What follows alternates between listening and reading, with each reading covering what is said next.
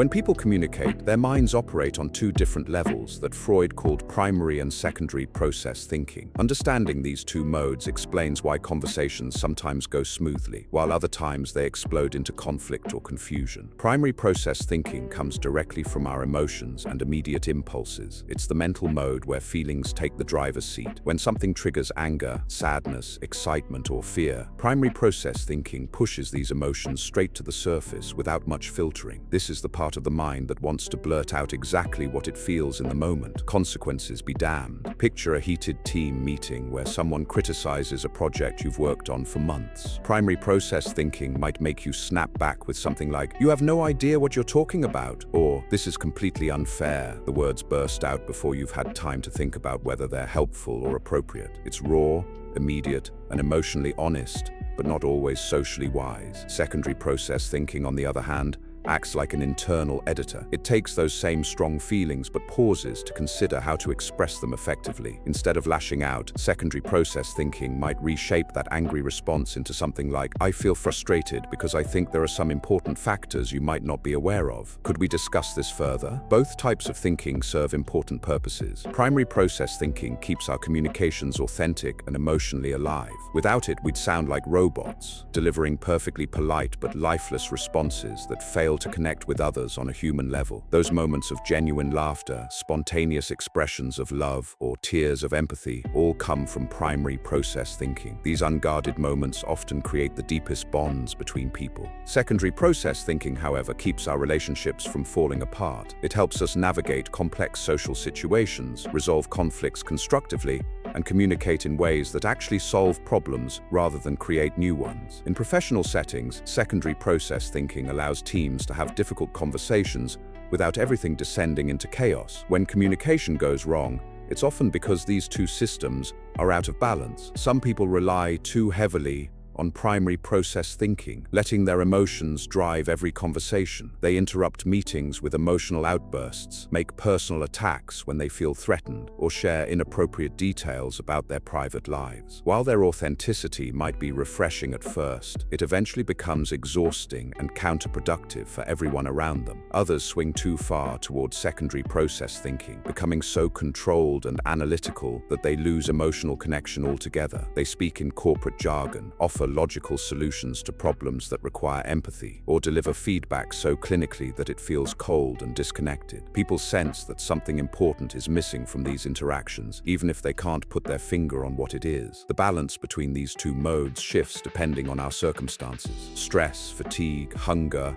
or emotional upheaval all weaken our ability to engage secondary process thinking. A normally diplomatic manager might become snappy and reactive when facing tight deadlines. Someone grieving a loss might find themselves crying unexpectedly in inappropriate situations or saying things they later regret. Freud also identified a third influence, our internalized sense of what we should do or say, which he called the superego. This internal critic often makes communication problems worse by flooding us with shame or guilt about our natural emotional responses. Instead of simply feeling angry and then choosing how to express it, we might feel angry, then ashamed of feeling angry, then anxious about whether we're handling the situation correctly. This emotional pileup makes it much harder to communicate clearly. The key to better communication lies in recognizing when each type of thinking is taking over. Physical signals often provide the first clues. Tension in the jaw, heat rising in the face, a racing heart, or shallow breathing all suggest that primary process thinking is kicking into high gear. Noticing these signals creates a small but crucial pause that allows secondary process thinking to come online. Rather than trying to suppress emotional responses entirely, the goal is to acknowledge them while also engaging our more reflective capabilities. This might sound like, "I notice I'm feeling defensive right now, which tells me this topic is important to me. Let me take a moment to think about how to respond constructively." This approach honors both the emotional truth of the moment and the practical need for effective communication. The most powerful communicators learn to weave both modes together fluidly. They let their genuine feelings inform their responses while also shaping those responses for maximum impact and understanding. They might say something like, "I'm really excited about this possibility, and I also want to think through the potential challenges we might face." This combination of authentic emotion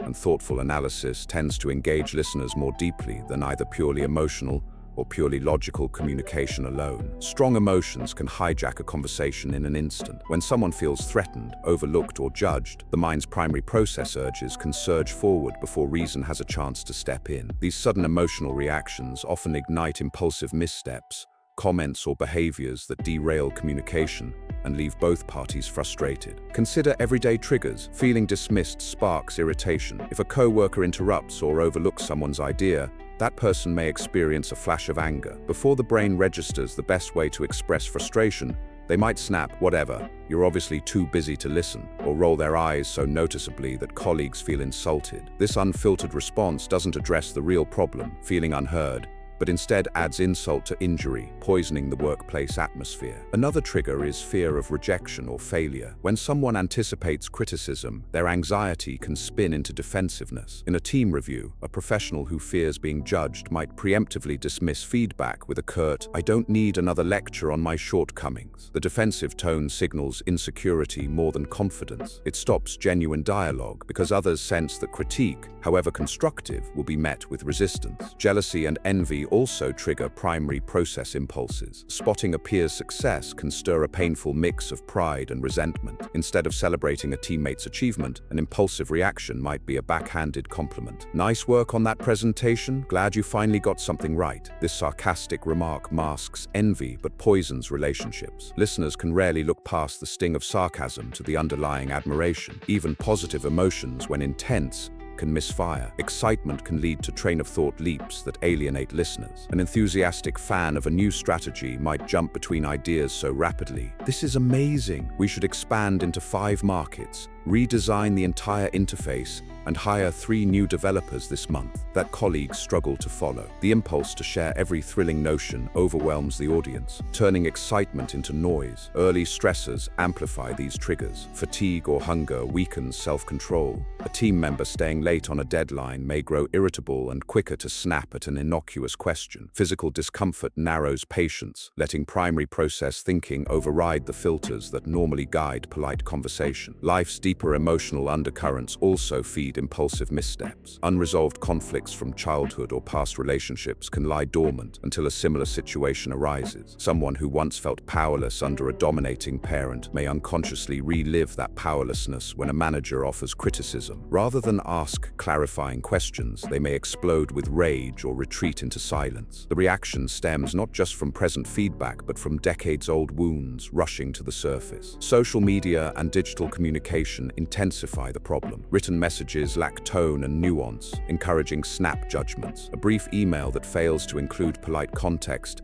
can feel cold or hostile. The recipient, triggered by perceived rudeness, might fire off a curt reply, escalating a minor misunderstanding into a full-blown conflict. In the absence of face-to-face cues, primary process impulses dominate unchecked. Recognizing common triggers is the first step toward avoiding impulsive missteps. When frustration arises, pausing for a moment, even a few seconds, creates space for secondary process thinking to engage. Simple strategies help, counting silently to 5, taking a slow breath, or repeating a calming phrase like, "Let me think before I speak." These tiny delays allow the mind to shift from raw emotion to thoughtful response. Another effective tactic is naming the emotion aloud. "I'm feeling frustrated right now." Voicing the feeling transforms it from a surge of undirected energy into a clear signal the brain can process. This practice weakens the primary process impulse and signals the need for more considered speech. "I'm feeling frustrated because I wasn't given a chance to finish my point.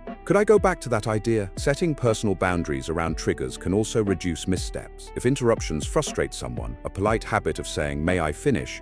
can diffuse tension before it flares. If criticism provokes defensiveness, preemptively acknowledging potential feedback, "I know this is a draft. I'm open to suggestions," frames the interaction positively, reducing fear and resisting the urge to snap. Cultivating empathy for others' triggers helps too. Realizing that a teammate's abrupt tone may stem from stress or past hurts encourages generosity rather than retaliation. Instead of meeting sarcasm with sarcasm, one might respond, "Sounds like you've been under pressure. How can I help?" This empathetic retort diffuses the primary process surge and opens the door to constructive exchange. Over time, individuals learn to spot their personal hot buttons. Keeping a simple journal of moments when they reacted impulsively, what happened and what they felt, builds self-awareness. Reviewing these notes reveals patterns. Maybe criticism always sparks anger, or uncertainty always triggers avoidance. Armed with these insights, they can prepare strategies in advance, planned phrases, self-soothing techniques, or safe words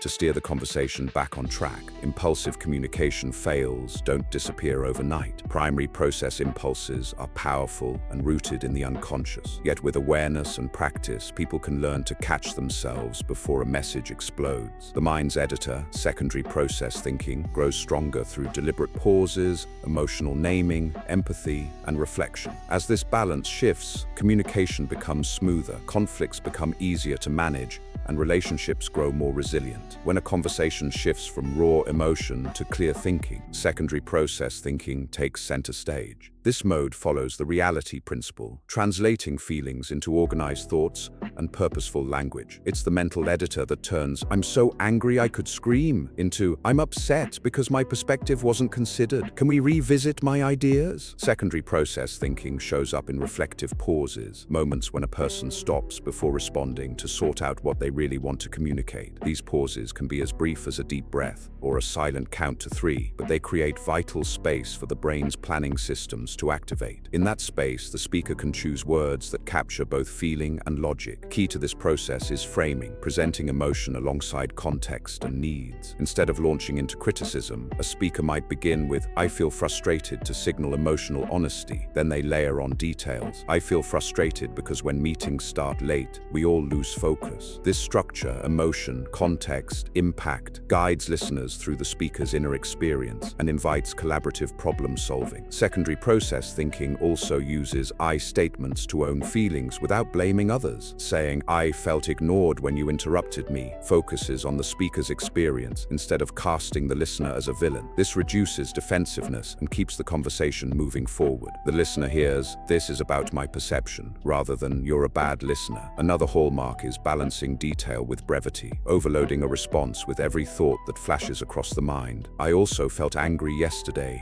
and last week, and frankly I'm always upset here," buries the core message in tangents. Secondary process thinking trims extraneous detail, honing in on the most relevant points so the listener can follow and respond effectively. Reflective questions are a powerful tool of secondary process thinking. Instead of stating only opinions or demands, a communicator might ask, "What do you think contributed to us missing that deadline?" Or, "How can we make our feedback session more supportive?" Questions shift the focus from blame to inquiry, encouraging shared exploration rather than one-sided declarations. Effective dialogue often cycles between emotion and analysis. After naming an emotion, the speaker applies logical thinking to propose a solution. "I'm disappointed by the delay. Could we agree on clearer milestones?" This pattern shows emotional authenticity alongside a practical mindset. It signals respect for both the relationship and the task at hand. Practicing secondary process thinking in everyday situations builds skill. One exercise is to draft challenging emails out loud, first expressing the emotional core, "I'm concerned," "I'm excited," "I'm worried," then outlining supporting facts and a call to action. Reading the draft reveals whether the message feels balanced or still too charged. Revising for clarity and tone strengthens the ability to integrate emotion and reason. In group settings, establishing norms that encourage secondary process thinking fosters healthier communication. Teams might agree to start difficult conversations with a feeling check. Each person names one emotion about the topic, then they move into a fact frame, summarizing key information before brainstorming solutions. These rituals practice the flow between feeling and thinking, building collective fluency in secondary process dialogue. Feedback conversations benefit from sandwiching critique between positive observations. This technique mirrors primary and secondary process integration, leading with genuine praise, providing constructive criticism, and closing with encouragement. The result is feedback that motivates rather than deflates. Leaders model secondary process thinking by verbalizing their internal editing. Phrases like "let me rephrase that," or "what I'm trying to say is," demonstrate self-correction and show the team the power of pausing and refining speech. This fosters a culture where thoughtful communication is valued over instant reaction. Finally, secondary process thinking extends to self-talk, internally naming emotions. "I'm stressed about this deadline," and pairing that with planning, so I'll schedule a quick check-in with the team, transforms anxiety into actionable steps. This internal practice carries over into external dialogue, making conversations clearer and more constructive. By honing secondary process thinking, individuals and teams can steer discussions away from conflict and toward collaboration. Thoughtful speech that respects both emotion and logic builds understanding, resolves issues, and strengthens relationships. When emotion and reason clash, conversations often spin into confusion or conflict. At these moments,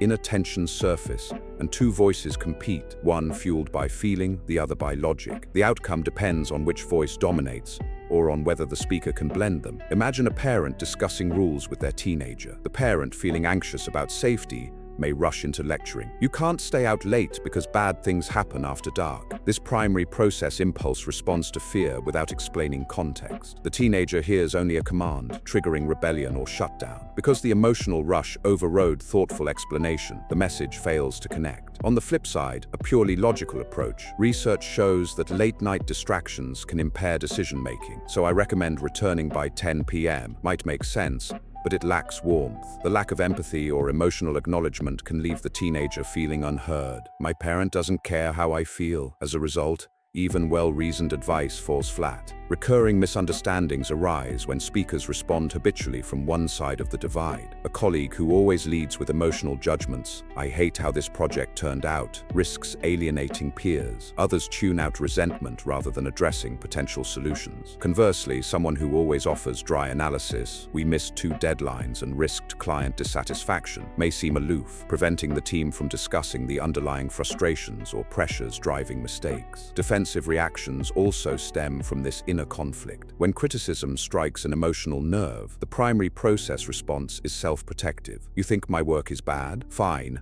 I'll do it my own way." The reasoning side, which might prompt constructive questions, is silenced. Defensive snapping shuts down collaboration and blocks the chance to improve. Similarly, excessive rationalization can cover up emotions. Someone feeling guilty may drown in data to avoid admitting guilt. "I admit our sales dipped, but look at these market trends." Here, the ego's secondary process shields vulnerability, but it also prevents meaningful apology or accountability. Without acknowledging the emotional truth, "I'm sorry, I let you down," trust erodes. These patterns trace back to early life. People who grew up in households where emotions were invalidated often learn to suppress feeling and hide behind logic. They became masters of rational arguments, but struggled to name their own emotions. In conversations, they may say, "Logically, your point makes sense," while their face remains blank. Others raised in overly emotional environments might lack tools to structure thoughts, jumping straight to unfiltered feelings. Situations with high stakes amplify the conflict. During job interviews or performance reviews, fear and ambition mingle. The speaker's emotion wants to demonstrate confidence, but reasoning urges caution.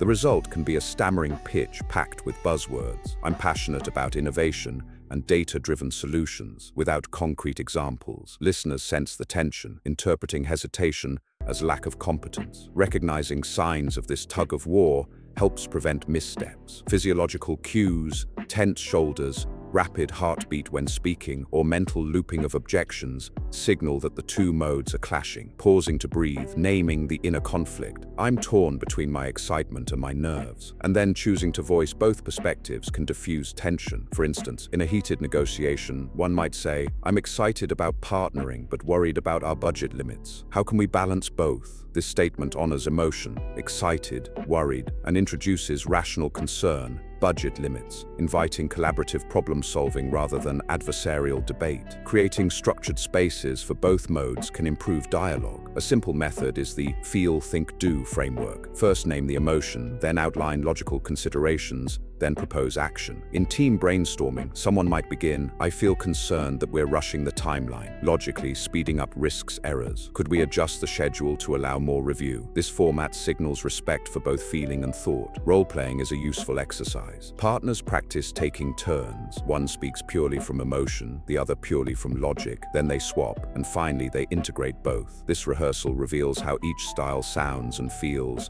helping participants develop a natural hybrid. Over time, they internalize the integrated voice. Mindful listening also fosters balance. When someone speaks emotionally, the listener can reflect back both content and feeling. It sounds like you're frustrated by the changes, and you're concerned they'll affect performance. This approach models how to weave empathy with understanding of facts, guiding the speaker toward a more balanced follow-up. Exactly, I'm frustrated, but I see how the changes could help. Let's talk about how to manage the impact. Leaders can coach this integration by giving feedback on communication style. A manager might say, "I value your passion, but I'd like you to include specific examples next time." Or, "Your data is solid. Adding how you feel about the results can strengthen your message." Such guidance encourages speakers to develop a fluid interplay between emotion and reason. Ultimately, the tension between feeling and thinking need not be a weakness. When skillfully managed, it becomes a source of nuanced communication. Emotions add color and humanity. Reason provides structure and direction. Finding the right blend, acknowledging how one feels,